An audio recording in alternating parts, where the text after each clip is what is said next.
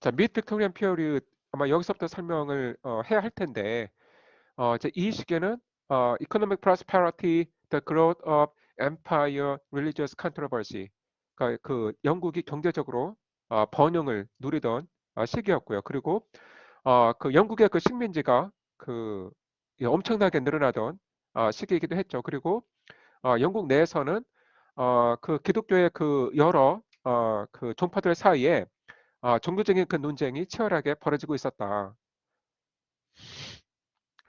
그러니까 이 시기가 빅토리아 시대의 그 황금기라고 하거든요. 물론 그 여러 가지 그 사회 문제들이 있긴 했지만 대체적으로 봤을 때는 번영을 누리던 시기였다. 그리고 그 여왕과 여왕의 그 배우자였던 그러니까 프린스 알버트가 영국의 그 중산층들에게 아주 좋은 그 모델이 되어 주었습니다. 예, 그러니까 상당히 그 가정적이고, 그러니까 프린스 알버트가 아주 그 자기 아내에게 헌신하고 가정적이었거든요. 그리고 또 어떤 그 부모로서의 또 여왕의 남편으로서의 그 의무에 충실했기 때문에 이제 국민들이 이 프린스 알버트를 굉장히 좋아했습니다. 그리고 이제 이 당시에는 그 이제 팩토리 액트라고 하는 게 그 파르멘트에서 통과가 되었습니다. 자, 팩토리 액트라고 하는 건 뭐냐면 이제 공장법이라고 보통 번역을 하는데 그 근로자들이 공장에서 일할 수 있는 시간을 제한을 한 거예요. 그러니까 여러분 그 이전에는 공장에서 일할 수 있는 시간과 그리고 몇 살부터 일할 수 있는지 자 그런 거에 대한 제한이 없었습니다. 그렇기 때문에 심지어는 아주 그 어린애들 뭐 한 5살 정도밖에 안 된 어린이들도 공장에서 뭐 하루에 뭐 10시간, 12시간 이렇게 이제 일하는 경우가 많았다는 거죠. 그런데 이게 그 이 공장에서의 그 과도한 근무가 사회 문제가 되자 이제 파르멘트에서 자 여러 차례 그 팩토리 액트를 이제 통과를 시키면서 그 규제를 하게 된 것이죠. 그래서 그 child labor 너무 어린 아이들을 그 공장에서 일하게 한다든가 아니면 너무 이제 오랫동안 그 장시간 근무를 시킨다든가 이제 이러한 그 안 좋은 이제 공장 운영의 방식들이 점차 사라지게 됩니다. 그러면서 자 근본적으로는 해결이 안 되지만 이 노동자 계층의 이 문제가 점진적으로 해결이 되어 갑니다. 그러니까 상황이 점점 나아지는 거죠. 물론 근본적으로는 변화가 없지만요. 자, 그리고 이 1851년에 그 영국의 국력을 전 세계에 과시할 수 있는 좋은 기회가 있었습니다. 바로 The Great Industrial Exhibition 이라고 하는 건데 뭐 만국박람회라고 보통 번역을 하거든요. 그러니까 이게 1851년에 있었고 자, 그 여왕의 남편이었던 그 프린스 알버트가 주도를 했는데 The Crystal Palace라고 해서 이 유리와 금속으로 지은 이 거대한 궁전을 런던에 세웁니다. 그리고 이제 이 안에서 이 엑스비션을 가졌던 거죠. 그러니까 영국의 그 과학 또 기술 문명을 전 세계에 그 자랑할 수 있었던 좋은 기회였습니다. 자, 이때가 그 이 영국의 이 피크였던 거예요. 최고 전성기. 그래서 이 Great Exhibition은 The Triumphant Feats of Victorian Technology, 그러니까 빅토리아 시대 기술의 아주 그 정점을 보여주는 그런 사건이었다. 네, 그리고 여러분 이 시기가 얼마나 그 이 당시 사람들에게 자부심을 불어넣었는지 그 벤자민 디즈레일리라는 사람은 이런 말을 했습니다. 그러니까 It's a privilege to live in this age of rapid and brilliant events. 자, 이런 시대에 살고 있는 것 자체가 특권이다, 축복이다. 자, 이런 말까지 했다라는 거죠. 자, 특히 이 시대에는 그 영국이 해외에서 엄청나게 그 식민지를 넓혀가던 그러한 시대였습니다. 예, 그래서 여러분 어, 그러니까 빅토리아 시대 이전에 또 이제 식민지가 상당히 많이 있었지만 특히 그 이제 19세기 내내 정말 많은 그 식민지를 이제 첨가를 했죠. 그래서 여러분 이거 보시면 여기 그러니까 큰 식민지들을 보면 자 캐나다가 있고요. 또 인디아가 있고요. 그러니까 지금의 파키스탄, 인디아, 방글라데시를 다 포함하는 영토입니다. 버마가 있죠. 그 다음에 오스트레일리아, 뉴질랜드, 그리고 여러분 보시면 그 아일랜드가 있습니다. 영국 옆에 있는 조그만 나라죠. 그리고 이제 19세기 말에는 또 이제 아프리카 그 식민화에 본격적으로 나서게 되면서 이 아프리카를 이렇게 종단으로 이 식민지들을 건설을 하게 됩니다. 예, 여러분 그 영국의 식민지는 1920년대에 최대가 돼요. 예, 그 20세기 들어서도 계속해서 그 식민지가 늘어나거든요. 그런데 자, 너무 이 광대한 이 식민지가 오히려 영국의 국가 발전을 가로막게 됩니다. 그러니까 이 식민지를 운영하는 데서 오는 비용이 점차 커지면서 감당이 안 될 정도로 오히려 이 식민지의 운영이 국가 발전에 저해가 될 정도의 이제 상황이 발생을 하게 되는 거죠. 그래서 이제 그 영국이 20세기 들면서 점차 쇠퇴하고 미국에게 그 이제 패권을 넘겨주게 되죠.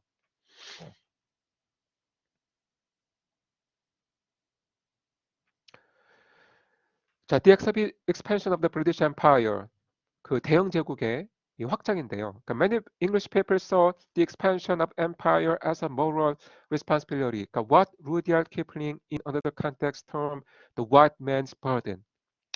어, 그러니까 특이할 점은 자, 이 당시 그 영국인들은 그 자신들이 그 식민지를 넓혀가는 것을 단지 그 경제적인 이득 혹은 이제 시장을 만들어가는 걸로만 생각을 한 것이 아니라 그렇게 식민지를 넓혀감으로써 자, 자신들이 하나님께 대한 도덕적인 의무를 다하는 거라고 생각했어요. 그래서 뭐 어떤 작가는 바로 이렇게 우리가 전 세계로 나가서 어? 식민지도 만들고 활동을 하는 게 The White Man's Burden, 자, 백인의 짐이다. 자, 이런 말까지 했는데, 그러니까 이렇게 뭐 아프리카, 아시아, 뭐 오스트레일리아, 자, 이런 그 땅으로 가서 뭐 식민지를 건설하고 또 교회를 짓고 도로를 세우고 이러한 것들이 자, 우리가 문명을 이곳에 전파하는 것이다. 우리가 그 기독교를 이곳에 전파하는 것이다. 자, 이 미개한 사람들을 하나님의 신도로 만드는 것이다.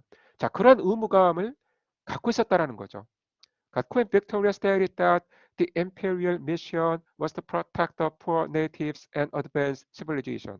자, 여왕 자신이 이러한 생각을 갖고 있었는데, 이렇게 그 어떤 제국주의적인 그 확장을 계속하는 것은 바로 이제 그 땅에 살고 있는 그 가난한 원주민들을 보호하고 그리고 문명을 발전시키는 것이다. 이제 이렇게 생각을 했다라는 거죠. 그래서 여러분 그 이걸 보시면 빅토리아 시대 사람들이 어떤 식민지 개척을 어떻게 생각했는지가 너무나 잘 드러나고 있어요. 지금 보면 아마 그 이 흑인으로 보이는 이 사람이 그 어떤 자신들의 이제 그 이 복장을 하고 지금 여왕에게서 빅토리아 여왕에게서 뭘 받고 있습니다. 그러니까 이게 가만히 보면 여러분 성경이에요.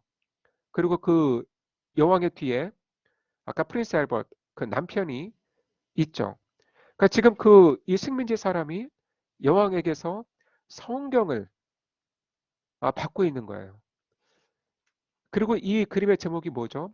The Secret of England's Greatness. 자, 영국의 위대함의 비밀. 그러니까 이게 바로 영국이 위대한 국가가 될 수 있는 비결이다. 라는 거죠. 그러니까 단지 그 어떤 경제적인 이득을 취하기 위해서 식민지를 넓혀가는 것이 아니라 그 식민지의 사람들에게 문명을 전파하고 그리고 성경을 보급함으로써 그 하나님의 말씀을 전한다 이거예요.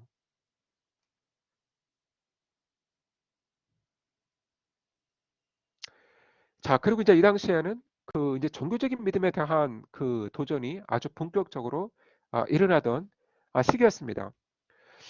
그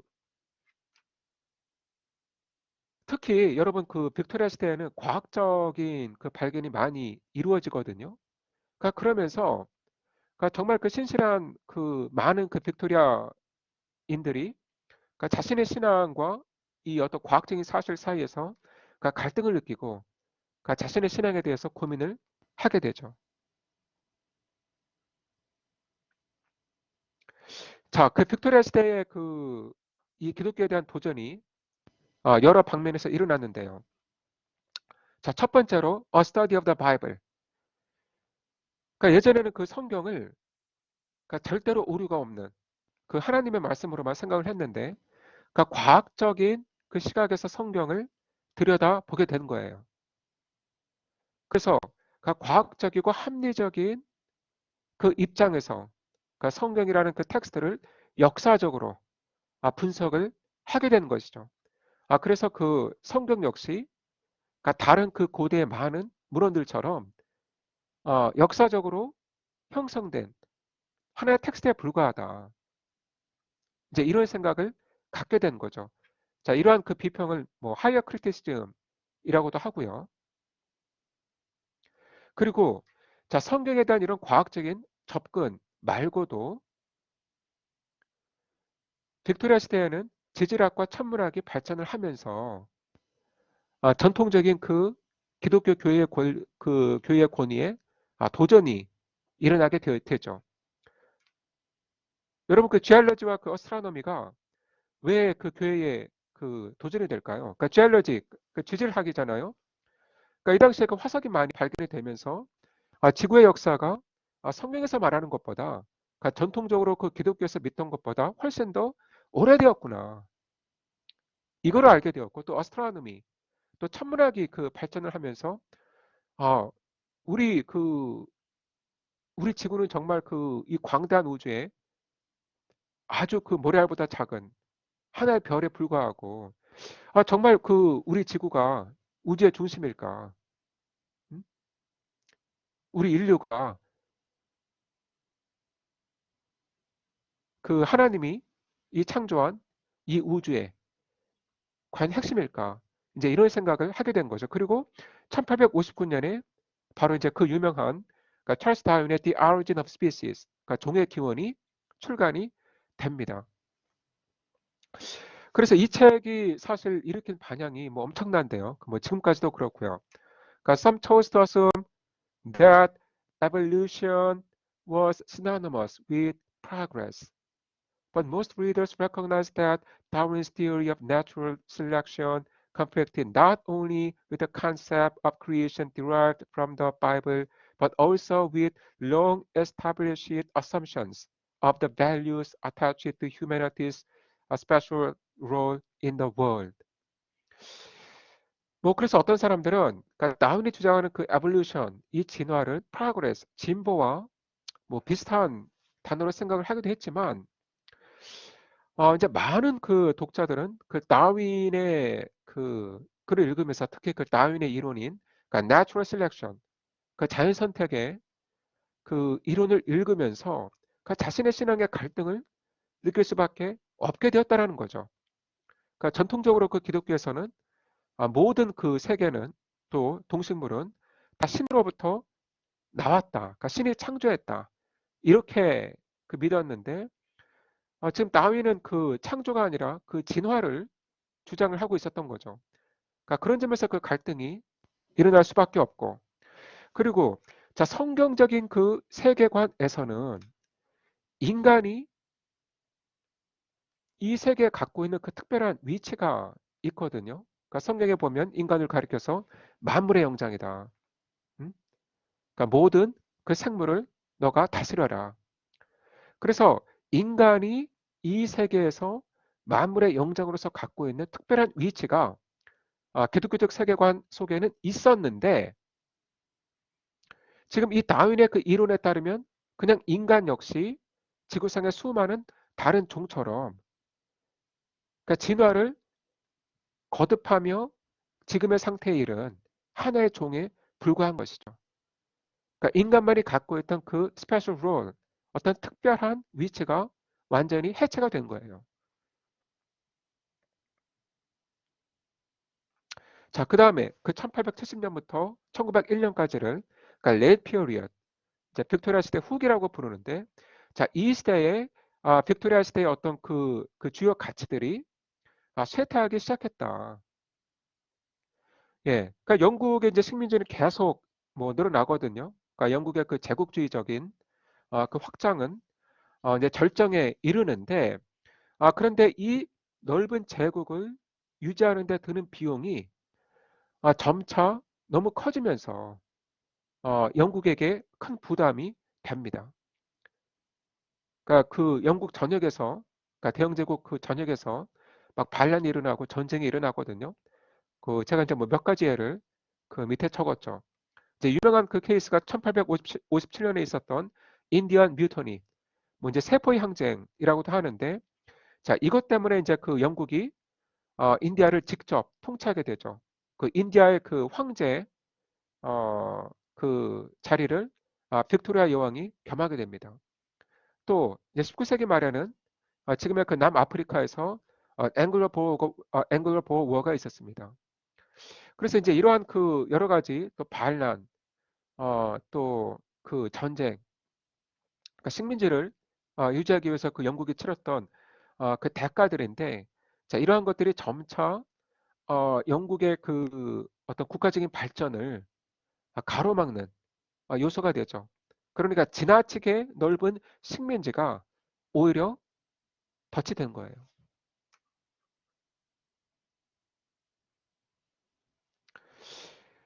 그리고 자, 여러분 그 1870년대 이후로 영국은 해외에서 아주 그 강력한 그 라이벌을 만나게 되거든요. 사실 1870년 이전에는 영국에 맞수가 없었습니다. 라이벌이 없었어요. 예. 정말 그러니까 슈퍼 파워, 그 초강대국이었는데, 자, 1870년 이후로 자, 두 명의 라이벌이 나타나요. 먼저 독일입니다. 자, 독일이 1871년에 통일이 되죠. 그러면서 아주 빠른 속도로 국가 발전을 이루는데, 그 정말 그 무서운 속도로 그 영국을 추격을 하거든요. 그리고 유럽 대륙 바깥에서는 자, 미국이 또 강력한 경쟁자로 떠오릅니다. 자, 미국이 그 이제 남북 전쟁의 그 내전을 치렀는데, 자, 그럼으로써 그 국내의 어떤 그 갈등 상황을 봉합하고 이제 본격적으로 국가 발전의 길을 걷게 되죠. 그래서 1870년 이후로 독일과 그 미국이라고 하는 이제 경쟁자를 만나게 되는 거예요. 그리고 이제 1890년대에 가서는 이 빅토리아 시대의 그 가치들, 예를 들면 어떤 그 자기 의무에 대한 헌신, 또 어떤 정직함, 또 진지함, 그리고 어떤 가족에 대한 의무, 그러니까 이러한 그 가치들이 붕괴하고 있던 시대가 1890년대이다. 그러면서 사회 전반적으로 멜랑콜리, 어떤 우울한 그 분위기가 지배하고 있었고, 그리고 이제 제가 나중에 설명하겠지만 1890년대에 이태리릭 무브먼트, 자, 신비주의 운동이 일어났다. 그리고 세기 말적인 그런 풍조가 있었고, 자, 핀더시어클은 세기 말입니다. 디제너레이션, 사회 전반적으로 이 퇴폐의 분위기가 만연했다.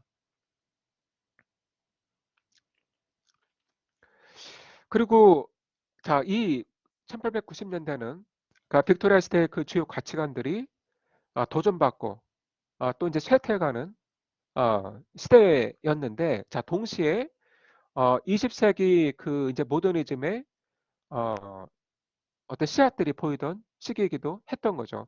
그래서 이제 20세기 이제 초반에 이름을 날리게 될 주요 작가들이 이미 1890년대에 자신들의 작품을 출간하고 있었습니다. 그러니까 대표적으로는 뭐 예이츠, 또 하디.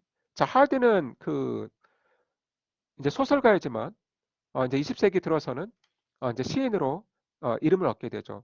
또 여러분 그러니까 Heart of Darkness로 유명한 코너렛, 또 쇼 같은 극작가, 이런 사람들이 20세기 그 이제 모더니즘을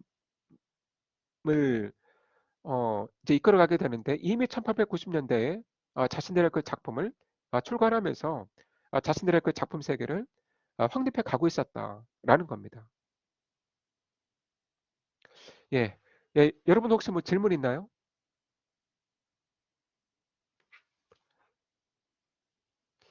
예, 여러분 그리고 그 율리시스에 대해서 그 잠깐 제가 설명을 드리겠습니다.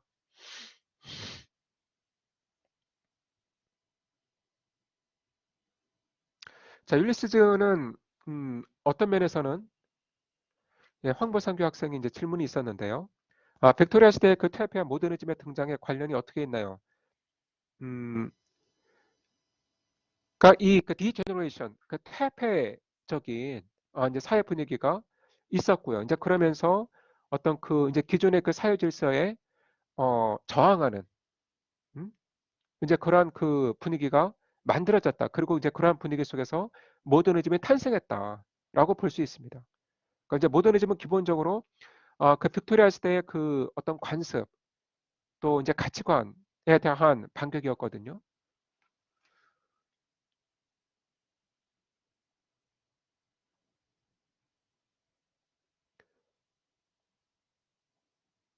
자, 여러분 그 율리시즈를 보겠습니다.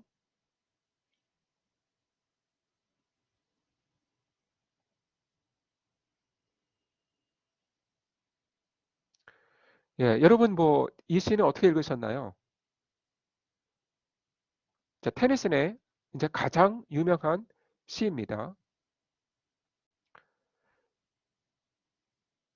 그 여러분 그 홀머의 오디세이를 아마 들어보셨을 텐데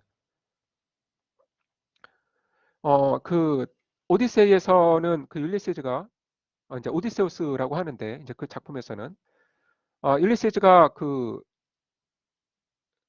이 20년간의 20년 만에 이제 고향으로 돌아오죠. 그러니까 10년 동안 트로이에서 전쟁을 했고 또 10년 동안은 그 지중해를 그 방랑을 했는데 이제 결국 이타카 그 자기의 그 고향으로 돌아와요.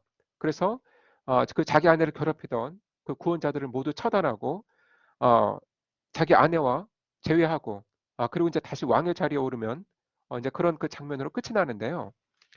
자, 여러분 그 이 테니스의 이시는 율리시즈가 거기서 그냥 평안하게 이타카에서 삶을 마감하지 않고 또다시 여행을 떠났을 것이다. 이제 이러한 그 상황을 가정하고 쓴 것이죠. 그래서 여러분 그 지금 이 시의 그 화자는 율리시즈 자신입니다.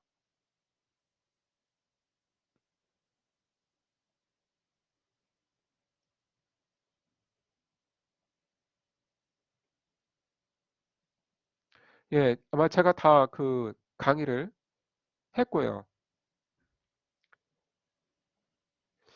자, 그 디스커션 퀘션이 예, 여기 있군요. 자, 여러분 그 함께 고단한 경험을 했던 뱃사람들. 그러니까 지금 그 이 시는 뭐 제가 곧 강의를 할 그 드라마틱 모놀로그, 그러니까 극적 독백의 또 한 종류라고도 할 수 있는데 그 이제 스피커가 있고 리스너가 있는 것이거든요. 그러니까 스피커는 율리시즈이죠. 그런데 이제 리스너는 그 율리시즈와 함께 고락을 같이 했던, 그러니까 트로이에서도 같이 싸우고 또 제중에서도 함께 방랑했던 부하들이잖아요. 그래서 지금 그 이시의 화자가 율리시즈의 그 옛 부하들로 설정이 돼 있고, 그러니까 율리시즈도 늙었지만 이 부하들도 당연히 늙었고요. 그리고 지금 이 항구에는 배 한 척이 떠 있고, 그러니까 율리시즈는 지금 이 부하들과 이 배를 타고 이 지중해를 횡단해서 대서양으로 나갈 계획이에요. 그리고 지금 날이 저물려고 하고 있어요. 자, 그게 지금 이 시의 상황으로 설정이 되고 있는 것 같은데, 자, 여러분, 호모의 오디세이를 읽어보면 율리시즈는 혼자 이타카로 귀향합니다.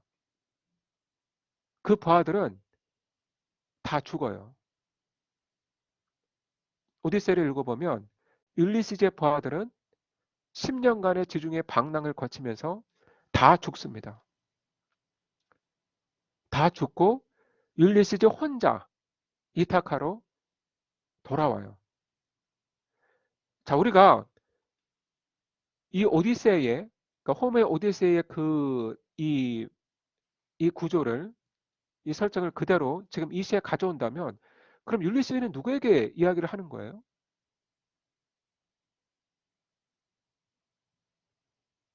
그러니까 저는 지금 이 선원들이 지금 이 시의 설정에서도 모두 죽었다라고 얘기하는 게 아니라, 그러니까 호머의 오디세이의 설정을 그대로 가져온다면 사실 그 율리스의 부하들은 다 죽었다 이거예요, 이미. 그렇다면 지금 이 율리스는 누구에게 말을 하고 있는 건가? 혼잣말 하고 있는 거예요? 예, 미친 거 아닐까? 예, 뭐 모르겠습니다. 그냥 자신의 그 과거를 회상하면서 혼잣말을 하고 있는 건지. 그리고 지금 이제 그 뭐 앞에 뭐 배가 떠 있다 이러는데 뭐 배가 정말 떠 있는 건지. 그렇죠? 또 부하들을 뭐 추억하면서 영혼에게 말을 걸고 있다. 뭐 그것도 가능하고요. 또 사후세계에서 탐험하겠다는 의지? 뭐 그건 잘 모르겠습니다. 자, 어쨌든 어, 오디세이의 설정을 가져오면 이 부하들은 존재하지 않는 것이다. 그렇다면 지금 정말 율리시즈는 항구에서 이 독백을 하고 있는 것이 맞는가? 지금 이 항구에 율리시즈가 탈 배가 떠 있는가? 우리가 이제 이런 질문을 하게 되는 거죠. 그리고 이제 제가 그 강의에서도 얘기했지만 이 시를 보면 그 어떤 빅토리아 시대의 그 진보에 대한 믿음, 진보에 대한 의지, 또 미지의 세계를 탐험하겠다라는 이 개척가 정신, 이제 그런 게 잘 드러나 있죠. 그리고 이제 그 미지의 세계에 대한 탐험은 곧 어떤 영국의 그 식민지 확장으로도 이어지는 것이었고요. 자, 그런데 또 다른 한편으로 보면 빅토리아 시대의 그 가치관과 정면으로 어, 그 맞지 않는 게 있어요. 그 아까 제가 그 빅토리아 시대 개관을 하면서 설명을 했듯이, 자, 빅토리아 시대 사람들은 그 가정에 대한 의무, 헌신, 이거를 굉장히 중요하게 생각을 했거든요. 가정에 대한 어떤 그 이 아버지의 의무. 그래서 그 어떤 자신에게 주어진 어떤 사회적 책무를 굉장히 중요하게 생각을 했기 때문에 이렇게 지금 율리시즈가 남편으로서의 의무, 또 아버지로서의 의무, 또 왕으로서의 의무를 저버리고 자기가 좋아하는 탐험을 하러 떠나간다라는 거는 사실 빅토리아 시대의 가치관과 맞지가 않는 거예요. 그 뭐 아버지로서의 그 역할, 또 남편으로서의 역할, 이거는 뭐 어떤 사적인 이제 개인적인 역할이라 치다, 사적인 역할이라 그 치더라도 율리시즈는 왕이잖아요. 자, 자기가 그 다스릴 백성이 있습니다. 그런데 그 백성들을 그냥 내팽개치고 그냥 자신이 좀 지루하고 재미없다는 이유로 그 의무를 내팽개치고 지금 여행을 떠나겠다는 거죠. 어떻게 보면 이기적인 거예요. 그래서 자, 빅토리아 시대의 그 어떤 정신을, 분위기를 이제 잘 담아내고 있지만 또 다른 측면에서는 빅토리아 시대가 그 굉장히 그 중요하게 생각했던 어떤 가정, 또 이제 자신의 의무에 대한 헌신, 이러한 것들이 보이지는 않는다.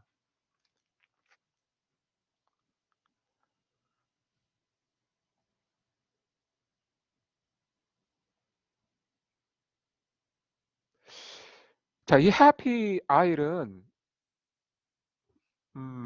뭐 제가 그 이제 사전 녹화 강의에서 설명을 했을 거예요. 이거를 이 섬의 이름이 있는데 제가 갑자기 기억이 안 나네요. 이게 그 영화 제목이기도 하거든요. 일리시움. 예, 일리시움입니다. 그 그리스 신화에서 그 이제 신의 사랑을 받은 영웅들이 그 일리시움이라는 곳에 간다는데 여기서 지금 율리시즈가 이 해피 아이스, 그러니까 일리시움에 가면 아킬레스를 만날 수도 있다. 이제 이런 이야기를 하고 있습니다. 자, 여러분 그 아들에 대한 화자의 태도가 어떠한가요? 그러니까 자신이 부정적으로 묘사한 왕좌를 아들에게 떠넘기는 것이라고 볼 수 있을까요? 또 시대적 배경으로 보았을 때 화자의 모험에 대한 열망을 식민지 개척 의지로도 해석할 수 있을까요? 그러니까 지금 이 화자가 율리시즈가 아니 20년이나 자기를 기다린 아내는 그냥 an aged wife, 그러니까 이제 뭐 나이 든 뭐 여편네 뭐 이제 이런 식으로 폄하하고, 그런데 아들은 또 이름을 불러주고 있습니다. 예, 여러분 뭐 2번과 3번 문제에 대한 뭐 이제 코멘트가 있나요? 자, 여러분 이 율리시즈에 대한 논의는 여기서 하고요. 그 다음에 자, Modern Painters. 여러분 그 텍스트는 블랙보드에 있습니다.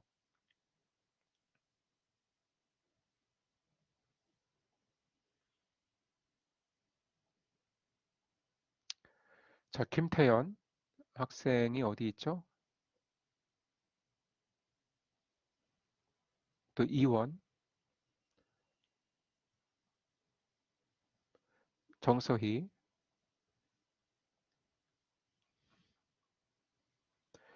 예, 자, 발표 시작해 주세요.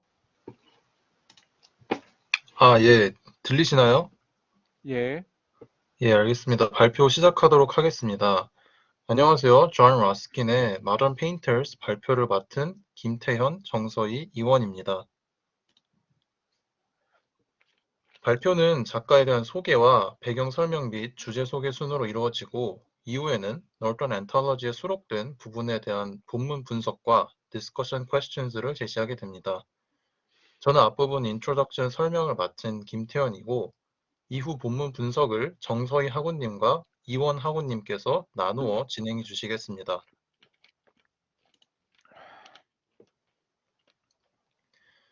작가인 존 라스킨은 빅토리아 시대 영국의 중요한 예술 평론가였습니다. 그는 후원가, 화가, 철학가, 사회운동가, 독지가 등으로 활동했으며 지질학부터 건축, 신화, 문학, 교육, 경제학에 이르는 다양한 주제의 글을 작성했습니다.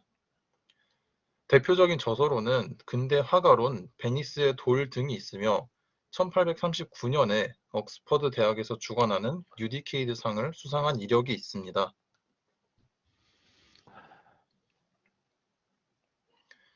러스킨은 1843년에 터너의 작품을 옹호하는 수필인 Modern Painters 1권을 펴내면서 큰 주목을 받게 됩니다.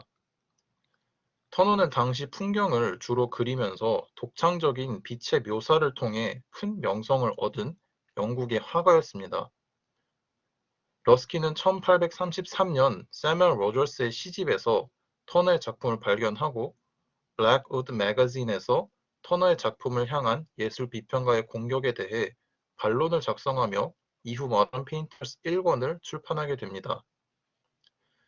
1권은 출판 당시 큰 반향을 불러일으키며 러스킨에게 유명세를 가져다 주었고, 이후 17년 동안 러스킨은 나머지 4권을 펴내게 됩니다.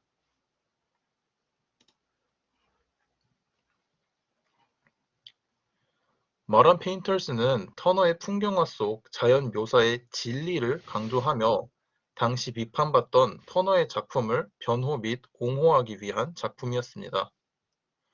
러스킨의 예술 비평론적 시각과 사회 개혁가로서의 시각이 결합된 책이기도 했고, 미에 대한 고찰을 통해 자연을 감상하고 그 신성함을 찬양하는 주제를 담고 있던 책이었습니다. 작품은 총 5권으로 이루어져 있고, 노턴 앤톨러지에는 1권과 3권의 내용 일부가 수록되어 있습니다. 각 권의 주제를 간략하게 소개해드리겠습니다.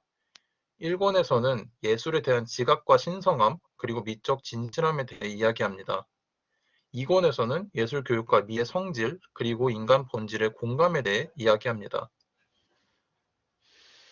3권에서는 자연 세계를 향한 인간 감정의 역사를 다루는 장르로서의 풍경화를 집중 평가하고, 4권에서는 자신의 미학 개념을 나타내며 예술과 사물, 생명체에 대한 견해를 드러냅니다.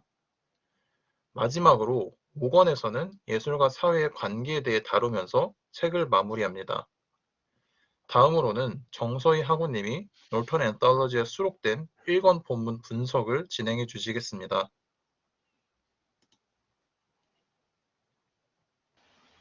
네, 그러면 본격적으로 본문 분석을 시작해 보겠습니다. 발췌본의 첫 번째 페이지에서는 러스킨의 예술관이 드러나 있습니다. 러스킨은 이 슬라이드에 나타난 문단 전반에 걸쳐 예술을 vehicle of thoughts, language, poet 등으로 다양하게 표현하며 예술은 그 자체로 의미를 갖는 것이 아니라 예술가의 생각을 표현하는 수단이라는 자신의 생각을 비유를 통해 드러내고 있습니다. 이러한 생각을 기반으로 러스킨은 예술의 정의가 예술의 다양한 목적을 모두 포괄할 수 있어야 한다고 주장했습니다. 특히 당시 예술을 정의하는 방식 중 하나였던 예술모사설을 대신하여 누군가에게는 예술의 목적이 모방이 아니라 창조일 수 있다라고 언급하며 예술은 그것을 제작하는 예술가의 감정과 사상을 전달하는 표현 형식이라는 설을 처음으로 확립했습니다. 또한 예술에 대한 패러다임의 전환에서 한 단계 나아가 러스킨은 훌륭한 예술이란 예술가의 생각을 전달함으로써 감상하는 이의 마음이나 생각을 더 높은 수준의 것으로 고양할 수 있어야 한다고 언급했습니다. 따라서 러스킨의 관점에서 훌륭한 예술가란 자신의 작품을 통해 가장 훌륭한 생각들을 가장 많이 구현할 수 있는 예술가였던 것입니다. 이러한 러스킨의 입장에 부합하는 예술가를 꼽자면 먼저 터너를 꼽을 수 있을 것입니다. 발췌본의 두 번째 페이지에서는 러스킨은 터너의 그림 중 가장 고귀한 바다를 꼽자면 노회선을 꼽을 수 있을 것이라고 언급하며 노회선이라는 그림에 대한 구체적인 설명을 이어나갑니다. 노회선이라는 그림에 대한 배경 설명을 먼저 하자면 노회선의 원제는 죽은 자와 죽어가는 자를 바다에 던지다 폭풍이 다가온다였는데요. 현재 그림의 바다에는 쇠사슬에 매인 노예들의 다리나 팔이 거친 파도 속에서 물고기들에게 뜯어먹히는 모습이 나타나고 있습니다.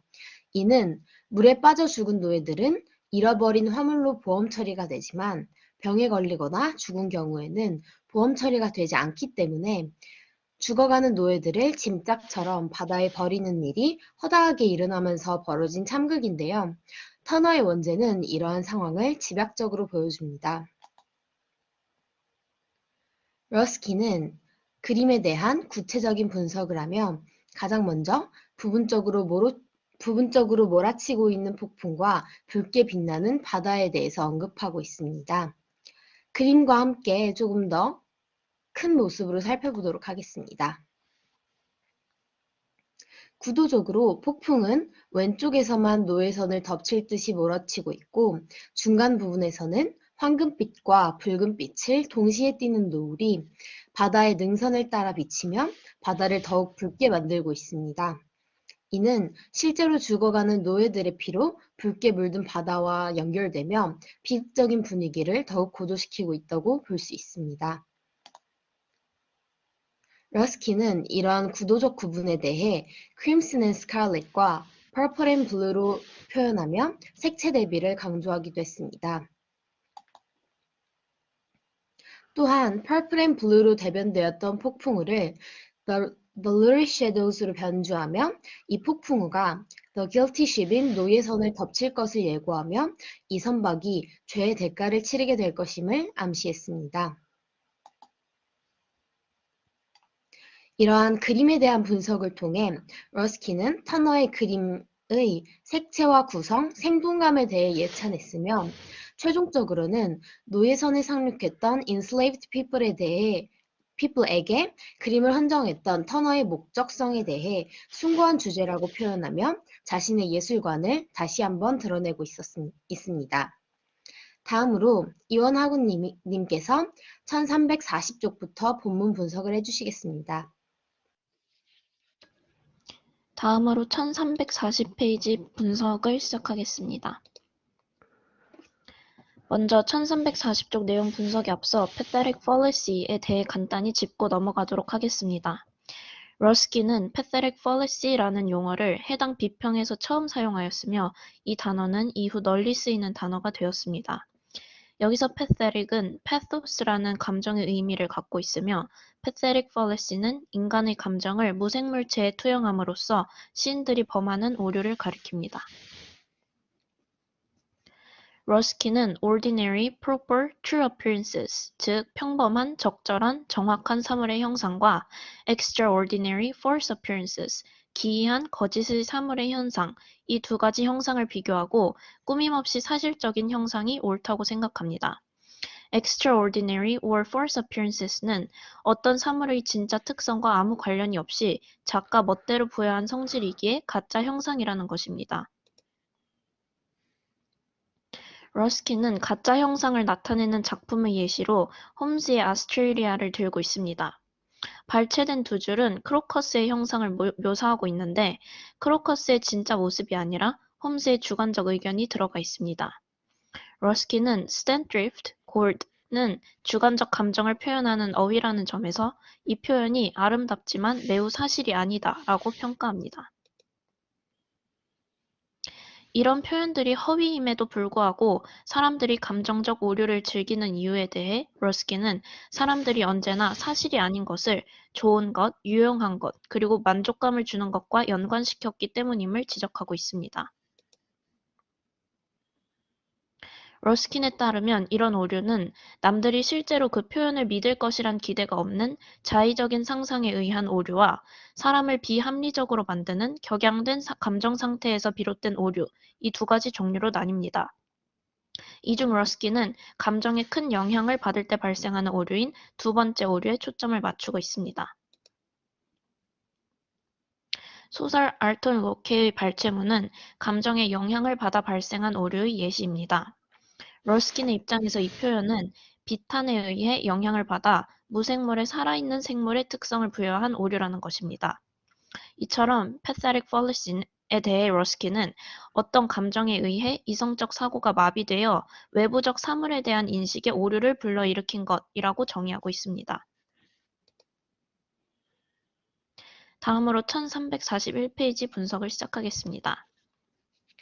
여기에서 러스킨은 사람들이 pathetic fallacy를 열정적으로 문학 작품을 쓰려다 보니 어쩔 수 없이 생기는 시적 표현이라고 받아들이고 있다는 점을 지적하고 있습니다. 그러나 러스킨은 위대한 시인은 단테처럼 자신이 비유하고자 하는 것과 그 비유를 위해 사용하는 대상을 명확하게 구분하고 제대로 사용하고 있다고 주장합니다. 반면 컬러리지에 대해선 단테와 다르게 비유하는 것과 비유당하는 것의 구분에 대해 자신만의 명확한 인식을 잃어버린 채 혼돈을 초래하고 있음을 지적합니다. 그러나 러스킨이 지적한 오류들 가운데서도 어느 정도의 아름다움을 찾아볼 수 있다는 점에서 컬러리지의 시는 pathetic fallacy의 예시라고 할 수 있습니다. 다음으로 러스킨이 제시하고 있는 예시는 오디세이의 저자 호머와 번역가 포프의 예시입니다. 해당 단락에서 사용된 저승세계를 찾아간 오디세우스의 서사 이해를 위해서 저희가 정리한 부분을 참고해 주시면 감사하겠습니다. 오디세우스의 태도나 말에서 알 수 있듯이 이 대화는 엄청난 비통이나 슬픔은 드러나지 않는 장면입니다. 실제 서사에서도 중요한 것은 이 엘페노르 뒤에 등장하는 예언자와 그 예언자의 충고이지 엘페노르의 등장 자체에 초점이 맞춰지진 않습니다. 그러나 러스킨은 포프가 이 장면을 엘페노르의 분노가 천재지변을 일으킨 것처럼 묘사해 놓았다는 점을 비판합니다. 실제 대화를 자기 마음대로 원본에 충실하지 않게 변형시켰다는 것입니다. 러스킨은 포프의 번역이 오류는 맞으나 pathetic fallacy, 즉 감정적 오류는 아니라고 주장합니다. 앞선 페이지에서 나왔듯이 진정한 감정적 오류란 격양된 감정으로 인해 나온 표현으로 남들이 이를 믿을 것이라는 기대를 하지 않는 표현이기 때문입니다. 오히려 포프의 오류는 오디세우스의 실제 태도를 왜곡하여 기술한 것에 있습니다. 엘페노르에게 정확히 무슨 일이 일어났는지를 정말 알고 싶었던 포프가 스스로 전후 사실을 이성적으로 상상하고 예측하여 허위의 이야기를 구성해내었다는 것입니다. 결국 앞서 등장한 pathetic fallacy와 포프의 fallacy는 독자들의 신뢰성에서 그 차이를 보인다고 할 수 있습니다. 감정적 오류의 경우 독자가 그 표현이 거짓인 것을 알기 때문에 글자 그대로 믿지 않습니다. 그러나 포페의 표현은 자신의 상상력을 마치 정말 있었던 사실인 것처럼 묘사하기 때문에 독자들이 해당 묘사를 신뢰할 수 있다는 점에서 차이를 가집니다.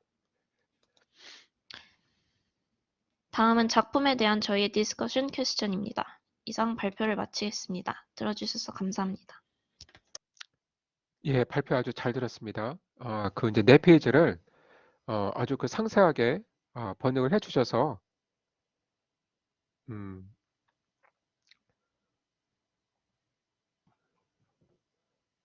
아주 그 강의를 유익하게 할 수 있을 것 같습니다. 잠깐만요. 예. 자, 그 여러분 그 러스키는 빅토리아 시대에 이제 가장 그 영향력 있는 그 예술 비평가입니다. 뭐 그 빅토리아 시대를 공부하면 그 러스킨의 이름을 반드시 볼 수밖에 없고요. 그 정말 그 광대한 분야에서 많은 저서를 남겼습니다. 자, 여러분 그 제가 러스킨을 하는 이유는 이제 그 빅토리아 시대의 어떤 예술의 본질에 대한 그 논쟁이 이제 활발하게 일어났는데, 자, 그 논쟁의 한 축을 러스킨이 형성을 하고 있기 때문이에요. 자, 러스킨의 주장은 뭔가요? 저 여기 그 잘 그 인용을 했는데, 자, painting or art generally, as such, with all its technicalities, difficulties, and particular ends, is nothing but a noble and expressive language, invaluable as the vehicle of thought, but by itself nothing. 그리고 또 이런 말을 하죠. 자, it is nothing more than language, and all those excellencies which are peculiar to the painter as such are merely what rhythm, melody, precision, and force are in the words of the orator and the poet. 그래서 자, 지금 그 러스킨이 주장을 하는 건 뭐냐면 예술 작품에서 핵심은 바로 thought, 생각이라는 거예요. 자, 어떤 아이디어가 그 예술에 담겨 있느냐, 이게 중요하다라는 거예요. 그래서 이 예술을 담아내기 위해서 그 예술가가 동원한 여러 가지 기법, 테크닉, 이러한 것들은 어디까지나 부차적인 요소에 불과하다라는 겁니다.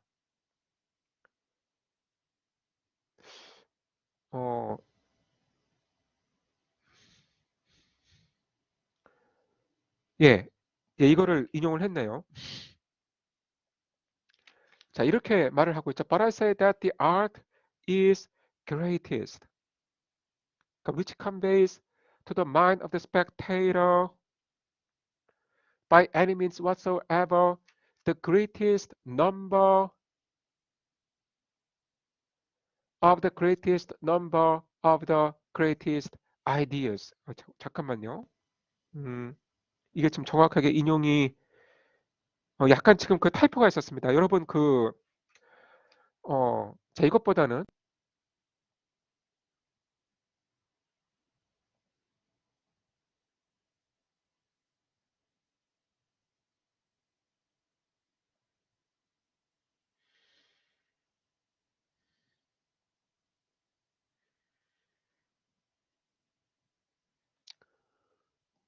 자, 여러분 두 번째 문단 첫 번째 I say that the greatest picture is that which conveys to the mind of the spectator the greatest number of the greatest ideas.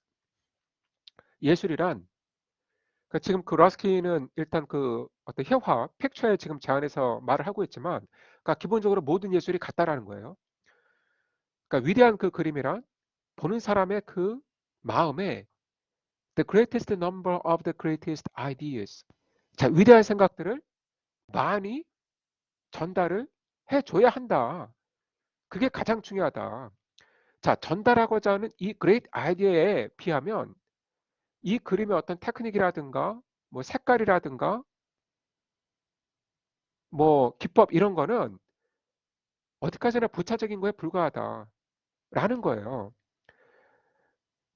그래서 이런 말을 또 하고 있는 거잖아요. The art is greatest which conveys to the mind of the spectator by any means whatsoever the greatest number of the greatest ideas. 예, 아까 그 발표지에서 정확하게 인용을 했는데 제가 잠깐 혼동을 했나 봅니다. 어쨌든 이 원문으로 보는 게 더 나을 것 같습니다. 그러니까 위대한 생각들을 가장 많이 전달을 해주는 것이 가장 위대한 예술이다. 그리고 자, 어떤 아이디어를 가리켜서 러스킨이 great 하다고 부를 때 그 의미는 it is received by a higher faculty of the mind. higher faculty of the mind. 어떤 그 고귀한 그 정신에 의해 받아들여지는 것. 예, 좀 모호하죠. 그리고 if this then be the definition of great art, that of a great artist naturally follows. 그럼 위대한 예술가는 누구인가? He is the greatest artist who has embodied in the sum of his works the greatest number of the greatest ideas. 뭐 아까 했던 얘기의 이제 반복인데, 그러니까 결국 great 아이디어를 많이 전달하는 예술가가 great artist이다. 여러분은 어떻게 생각하시나요? 자, 지 러스킨의 말은 여러분 그 뭐 테크닉을 익히는 걸 뭐 좀 게을리해도 된다. 뭐 기술이라든가 뭐 그 다른 요인들, 기법 이런 거 별로 중요하지 않다. 이런 얘기가 절대 아니에요. 자, 테크닉은 당연히 마스터를 해야 되는 거예요. 그러니까 테크닉은 당연히 연말을 완벽하게 해야 되는 건데, 자, 테크닉 자체가 중요한 것이 아니라 그 테크닉으로 어떠한 그레이트 아이디어를 전달하느냐, 그게 중요하다라는 거예요. 러스킨의 말은. 그래서 자, 이러한 예술의 한 가지 예로 J.W. 턴의 그림을 들고 있죠. 그 중에서도 특히 The Slave Ship. 여러분 그 J.W. 턴의 이름을 들어보셨나요? 아마 그 미술을 좋아하는 분은 턴의 이름을 들어보셨을 거예요. 19세기 가장 위대한 풍경 화가였습니다. 자, 여러분 이 부분 읽어보셨나요? 예, 꼭 읽으십시오. 자, 러스킨은 영국 문학사에서 가장 산문을 아름답게 쓰던 사람 중에 한 명이었습니다. 예, 정말 그 영어를 아주 아름답게 시처럼 쓰거든요. 여러분 이거 읽어보세요. 소리내서. 예, 보통 사람이 쓸 수 있는 문장이 아닙니다. 이거는. 거의 그 예술의 경지에 다다른 그 산문이에요. 그러니까 지금 이게 그 더 슬랩십 그림을 지금 묘사를 하고 있는데 이 묘사 자체가 너무 아름답게 되어 있어서 지금 이것 자체를 하나의 그 예술 작품으로 볼 수가 있을 지경입니다.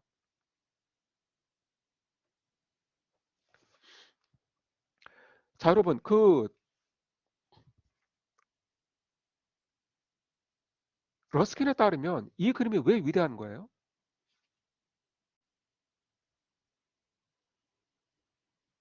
그 아까 이제 발표자가 이제 설명을 잘 했습니다. 이제 발표자의 그 슬라이드로 가겠습니다.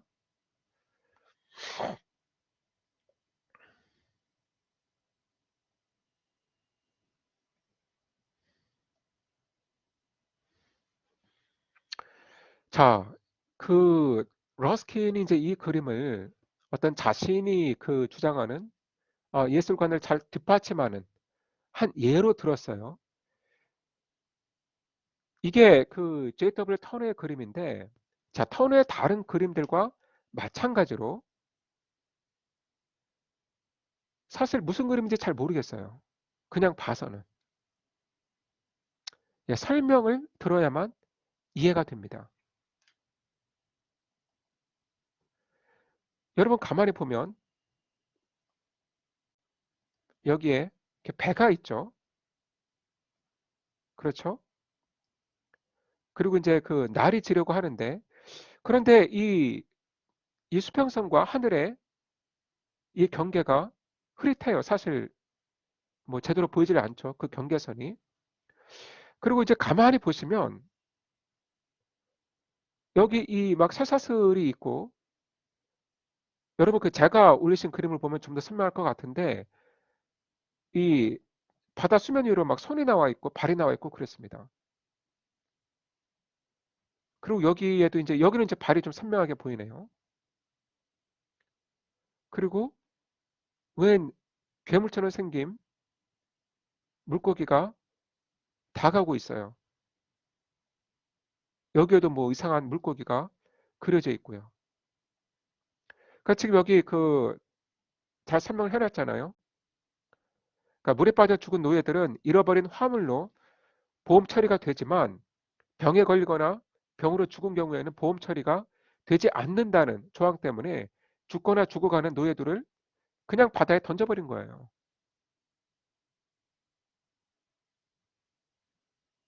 그래서 지금 그 이 터너는 이렇게 바닷속으로 내던져진 이 노예들이 그야말로 그 물고기 밥이 되는 것을 묘사를 하고 있습니다.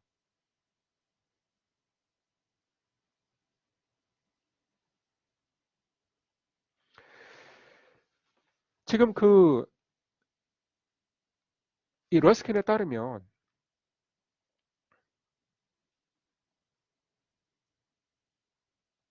이 그림이 이제 그레이트 아이디어를 많이 포함을 하고 있죠.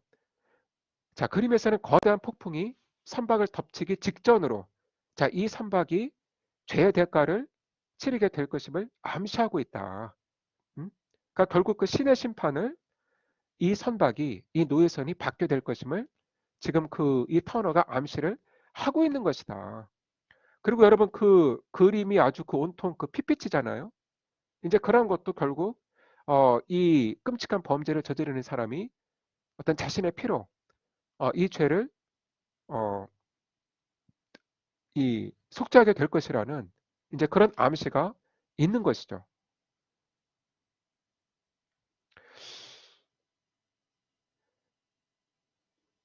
자, 이 부분을 보시면 자, 사용한 색채에 대한 칭찬, 또 그림의 구성에 대한 칭찬 이런 것들이 있고요. 그리고 그려진 배는 아주 그 생동감 있게 그려져 있다. 뭐 사실 이제 우리가 본 그 버전에서는 정확히 알 수는 없었습니다. 그리고 터너는 이 그림을 느슨에 상륙했던 그 이 노예들 또 바다의 힘과 숭고함 그리고 죽음에 헌정했다. 그래서 사실 그 여러분 그 러스킨이 이 그림을 자신의 예술관의 예로 들고 있는데 여러분 그 이 1339페이지 이거를 자세히 읽어보시면 도대체 그레이트 아이디어라는 게 뭔지가 불분명합니다. 여러분 그 제 말 이해가 되세요 지금? 그 아까 제가 이제 거의 그 시의 그 경지에 이르렀다고 표현한 그 부분, 그러니까 보면 다 그 색이나 어떤 그 색조 또 그 이 모양 이런 거에 대한 묘사거든요. 그럼 구체적으로 이 그림의 어떠한 면들이 그레이트 아이디어냐? 그거에 대한 설명이 없어요. 그냥 인상주의 비평이에요. 그러니까 이 그림이 자신에게 어떠한 인상을 주었는지 이제 그것만이 묘사가 되고 있는 거예요.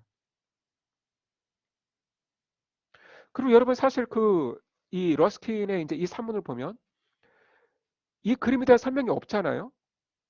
지금 이 그림이 뭐 뭘 묘사를 하고 있고 지금 이 노예들이 지금 어떤 짓을 당하고 있고 그리고 뭐 지금 이게 왜 이렇게 그 노예들을 그냥 바다에 던져버리고 있고 그러니까 이런 거에 대한 어떤 설명이 전혀 없어요. 그냥 이 그림이 터너 자신에게 어떠한 미적인 인상을 주고 있는가 그거에만 지금 집중을 하고 있다는 거죠. 그래서 자 제가 지적을 하고 싶은 건 뭐냐면 자 1338페이지에서 이야기한 것과 그러니까 1338페이지에서 이야기한 거에 예로 더 슬랩십이 나오는데 이게 과연 지금 정확한 예인가라는 거예요. 1339페이지에서는 위대한 예술은 위대한 생각을 많이 전달하는 것이다 라고 했는데 더 슬랩십에 대한 묘사에 들어가서 그렇다면 이 그림에 뭐가 그레이트 아이디어냐 이거를 설명을 해야 되는데 논리적으로 그런 설명이 없다라는 거예요. 거의. 그런 설명이 거의 없고 이 그림이 자신에게 어떠한 심미적인 인상을 주었는지 색깔이 어떻고 또 그 모양이 어떻고 그러니까 그런 거에 대한 얘기뿐이라는 거죠. 그러니까 이게 상당히 그 흥미로운 부분이고요. 그 여러분 보시면 그러니까 독자가 어느 정도 이 그림에 대해서 알고 있어야 이해를 할 수 있는 그런 이 대목들이 있죠. 특히 여러분 그 1339페이지 이 부분을 인용을 했나 모르겠네요.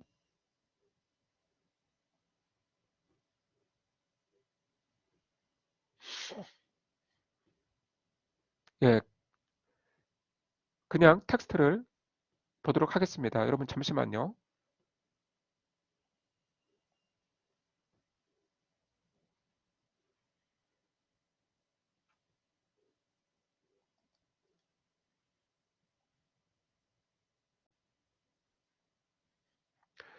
자, 이 그림을 묘사를 하면서 The purple and blue and the lurid shadows of the hollow breakers are cast upon the mist of night which gathers cold and low. 여러분 천천히 소리내 읽어보면 정말 예, 시처럼 느껴지죠. 이러한 물결들이 advancing like the shadow of death upon the guilty ship. 그러니까 이러한 그 파도들이 이 거대한 파도들이 마치 죽음의 그림자처럼 이 guilty ship을 덮치고 있다. 그러니까 여기서는 이제 좀 아이디어가 좀 드러나긴 하죠. 그러니까 지금 이 그림에 그려진 이 거대한 이 파도들 이거는 곧 죽음의 그림자이다. 그러니까 신의 심판으로 지금 이 끔찍한 범죄를 저지른 그 노예선을 심판하려고 하는 것이다. 그러니까 이 선원들을 죽음으로 데려가려고 하는 것이다. 이제 그런 아이디어가 뭐 약간 드러나고 있는데 사실 뭐 러스킨이 친절하게 설명을 해주고 있는 것은 아닙니다. 그러니까 as it labors 이 it는 배죠. as it labors amidst the lightning of the sea, its thin masts rotten upon the sky in lines of blood. 여기서도 좀 아이디어가 드러나기는 하죠. 마치 이 노예선의 이 마스트가 마치 핏줄처럼 하늘에 새겨져 있다. Girded with condemnation. 또 이제 신의 저주로 둘러싸여 있다. In that fearful hue which signs the sky with horror and mixes its flaming blood with the sunlight and casts far along the desolate heap of the sepulchral waves in Carnadines the multitudinous sea. 이렇게 돼 있고요. 그럼에도 여전히 도대체 이 그림에 무엇이 그레이트 아이디어인지, 그러니까 뭐 이 그림이 어떻게 어떤 그 노예 무역의 폐지라든가 노예 제도의 영원한 폐지 뭐 이런 거를 뭐 주장하고 있다든가, 그 당시 그 사회에 어떤 그 양심 있는 지식인들에게 호소를 하고 있다든가, 이제 그런 아이디어에 대한 언급이 사실 별로 없는 거예요 지금. 그러니까 암시만 되고 있다. 자, 그리고 자 터너가 1340페이지에 가서 The Pathetic Fallacy를 아주 비판을 하죠. 그러니까 감정적인 오류라고 하는 건데 원래는 이제 살아있지 않은 무생물을 그 감정을 입시켜서 묘사를 하는 걸 가리키죠. 그게 바로 감정적 오류인데, 자, 이 파테릭 팰러시에 대한 이 러스킨의 입장은 상당히 부정적이거든요. 그러니까 러스킨은 이렇게 주장하는 거예요. 인류의 시인이라면 파테렉 펠레스를 사용하지 않는다라는 거죠. 그러니까 파테렉 펠레스에 의존하는 건 이르니까 그런 거다. 그러니까 그다지 그렇게 실력이 뛰어나지 못하기 때문에 파테렉 펠레스가 나오는 거다. 자, 이렇게 러스킨이 주장을 하는데, 그런데 자, 이 대목을 보시면 러스킨 자신이 파테렉 펠레스를 저지르고 있습니다. 자, 어디서 저지르고 있나요?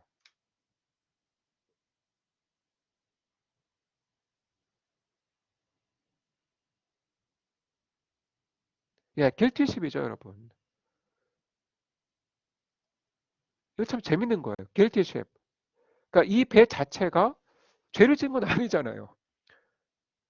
그러니까 이 배에 타고 있는 아마도 선장이 이러한 지시를 내렸겠죠. 이 노예들을 전부 다 바다에 던져버려. 이렇게. 그런데 guilty ship, 그 죄를 지은 배. 자, 이게 바로 파테릭 펠렛이에요. 자, 러스킨이 파테릭 펠렛을 열등한 작가들의 증거로 비판을 했는데, 사실은 본인 자신이 파테릭 펠렛을 저지르고 있습니다. 자, 이게 말해주고 있는 말은 뭘까요?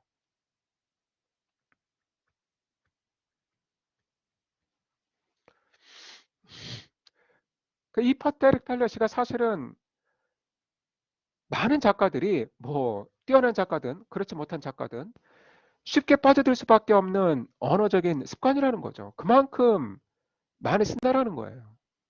그러니까 안 쓰기가 어려울 정도이다. 물론 너무 많이 쓰면 문제이지만 파테릭 펠렛을 아예 쓰지 않는다라는 것은 거의 불가능하다.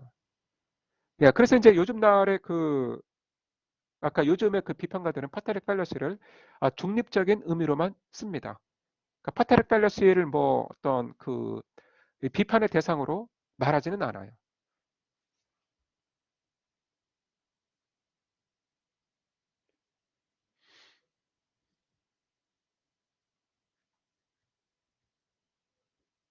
자, 여러분 혹시 뭐 질문 있으신가요?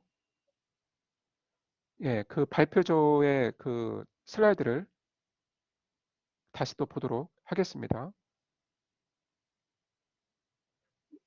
잠시만요. 좀 시간이 없는데요. 자, 그럼 러스킨이 파테릭 펠렛을 사용한 것도 의도적으로 그런 것인가? 의도적이 아닌 거죠. 자기도 모르게 쓰는 거죠.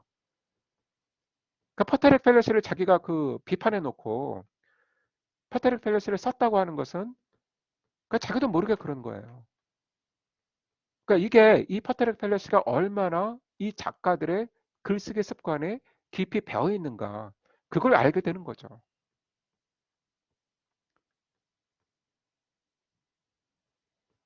그러니까 자주 쓰는 거는 피해야겠지만 아예 안 쓰는 것은 사실 어렵다. 그러니까 작가들뿐만 아니라 우리들의 언어 습관에도 너무나 깊이 들어있는 거예요. 파테릭 펠렛은 기분이 슬프면 저 하늘도 슬퍼 보여. 구름이 뭐 나와 같이 울고 있어. 예, 이런 뭐 좀 약간 예, 예, 이런 표현을 뭐 요즘 쓰지는 않겠지만 어쨌든 예, 우리도 흔히 이런 말을 한다고요. 흔히 우리의 감정을 이입시켜서 무생물을 묘사할 때가 있다라는 거죠. 의식하지 못하고. 꼭 작가들만 파테릭 펠렛을 쓰는 게 아니라 우리도 일상생활에서 파테릭 펠렛을 쓸 때가 아주 많다.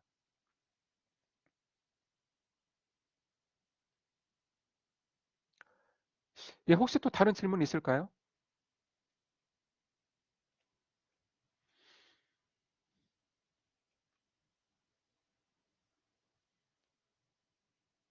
예, 그렇다면 여러분 자, 러스킨에 대한 이야기는 다음 주 화요일에 조금 더 하도록 하고요. 그리고 제가 내일 중으로 올릴 강의 영상에는 그 로버트 브라우닝의 솔릴로퀴를 다루도록 하겠습니다. 예, 여러분 수고하셨고요. 주말 잘 쉬시고 다음 주 화요일에 만나겠습니다. 예, 그리고 그 여러분 그 시험지는 제가 그 채점을 하고 있고, 자, 늦은 달 안에는 점수를 다 알려주겠습니다.